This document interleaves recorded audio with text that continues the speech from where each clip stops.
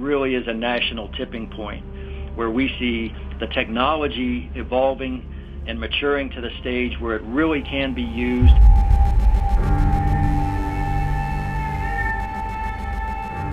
This supernatural-looking glow lighting up the night sky over New York. It's not supposed to look like that. That mysterious blue-green haze sparking chaos and confusion across the city. You look in the sky and it was bright blue. From brilliant blue light outside to total blackout inside, seen in this video courtesy of EarthCam, sent LaGuardia Airport into darkness. The entire building goes black and then everyone is crowding around a window and I see this white, blue, really large ball of light. The New York City sky lit up in a supernatural shade of blue. Oh my God.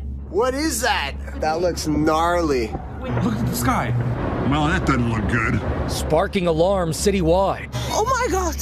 And I heard a giant bang. I thought it was fireworks going off. It looked like it was daytime. You look in the sky and it was bright blue. But what looked like a scene from an alien invasion movie. Oh my goodness.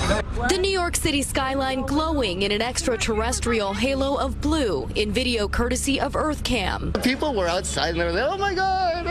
It was like daylight. It looked apocalyptic. It was crazy. The supernova shades took over the night sky for about 4 minutes. So bright, even seen from New Jersey. Some dubbing the phenomenon Astoria Borealis. Thousands of theories immediately swirling around on social media. What did you think?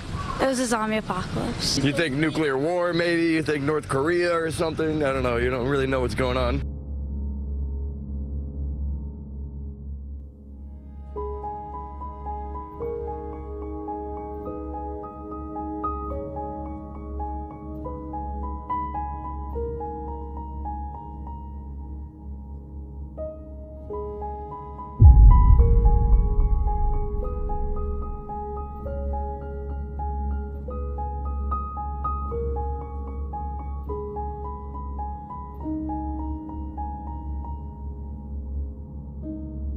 Air Force, the Pentagon research arm DARPA, and Lockheed Martin successfully tested a laser turret. The Air Force lab has already built working lasers that can destroy aircraft from the ground, like this laser shoot-down of an unmanned plane in 2009, which was a precision breakthrough. At sea, the U.S. Navy already has an operational laser weapon aboard the USS Ponce. But hitting moving targets from a fighter jet flying hundreds of miles an hour is a lot harder. A successful laser weapon can burn through strong materials remarkably fast with virtual silence. Pilots could use it to defend against enemy planes, threats from the ground, and incoming missiles. No need to reload because ammunition is electrical power, not bullets.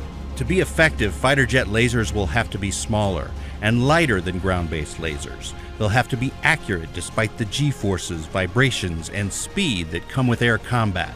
In addition to fighters, the commander of Air Force Special Operations says he wants defensive high-energy lasers aboard huge AC-130J Ghost Rider gunships by 2020. Experts say it'll be the beginning of a new era, as laser weapons are poised to exit science fiction and join missiles, guns, and bombs in the real world. Advancements to a laser weapon system that was developed by Lockheed Martin have allowed it to successfully stop a vehicle. From more than 1 mile away, the fiber optic laser called the Advanced Test High Energy Asset made contact with a truck and brought it to a complete halt. The laser blasted through the engine manifold and left a clean hole straight through the hood. For this test, the truck was situated on top of a platform and was left with its motor and drivetrain running to mimic a realistic scenario. Lockheed Martin's chief technology officer stated, "We are investing in every component of the system. This test represents the next step to providing lightweight and rugged laser weapon systems for military aircraft, helicopters, ships, and trucks." According to the company, the truck demonstration was the first time a 30-kilowatt single-mode fiber laser weapon system prototype was used in field testing. The system utilizes multiple lasers that are basically combined into one, and Lockheed Martin claims it's more efficient and deadly than a number of single 10-kilowatt lasers that have been created and put to use. Lasers sound like the stuff of science fiction, right? Sound completely unbelievable. How could our military possibly be using those in future warfare?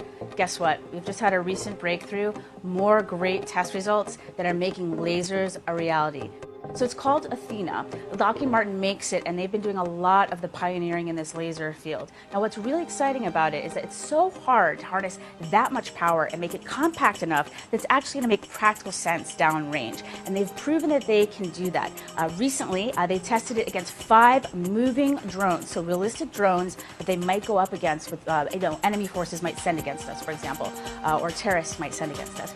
And it successfully shot down all 5 of the drones. This is huge news because it means that in a realistic, practical setting, it's looking very promising. So it could be ready to field quite soon. So if we take a look now at what the Athena did to a truck. So we're looking at a truck engine, and the Athena within seconds was able to beam right in there, heat the whole thing up, and burn through the engine of this vehicle. So if you can imagine if you were in that vehicle, all of a sudden this hole would start appearing in your engine and the whole thing would just disappear. That's what these lasers do. Now there's some other key advantages that we should mention. Let me give you 3 of them. 1, unlimited ammo. As long as we have power, we have an unlimited magazine. And downrange, of course, having unlimited ammo can be a huge advantage. 2nd, it's silent. We don't give the enemy any advance warning that it's coming. And then the 3rd one I wanted to touch on is that it travels at the speed of light. So not only are we delivering powerful, decisive effects, lethality, we're also doing it so rapidly they don't know what hit them. So if you could circle back to that example of being in the car again, that would happen so instantaneously, within seconds, you truly would have no idea what was happening. It would just suddenly start disintegrating, right? So what can we use these against? So we talked about the vehicle a bit. We talked about how Athena has just proven itself against drones. But in the real world application, our forces could use it against the drones. We could use it against aircraft. We could use it against vehicles on the ground, like we mentioned. We could also use it against fast attack boats. And in fact, Athena's sibling, Adam, a couple years ago proved that it could eliminate these fast attack boats. So if you imagine boats start trying to swarm one of our ships, not a problem for this laser. Burns right through the hull. As you can see right there, it's burning right through the hull. I'm incredibly excited about this news, this great news about the successful testing of Athena, because it means that we'll be putting these powerful weapons soon. We could put them in the hands of our warfighters and give them even more powerful weaponry to keep themselves safe and also to deliver the effects that we need.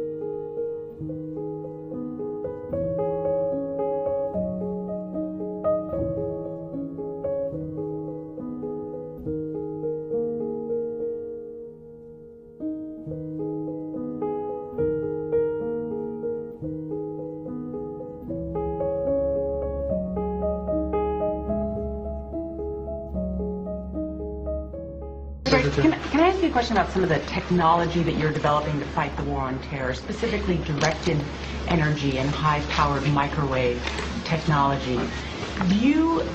When do you envision that you can weaponize that type of technology? Goodness, it is in, for the most part, the kinds of things you're talking about are in varying early stages.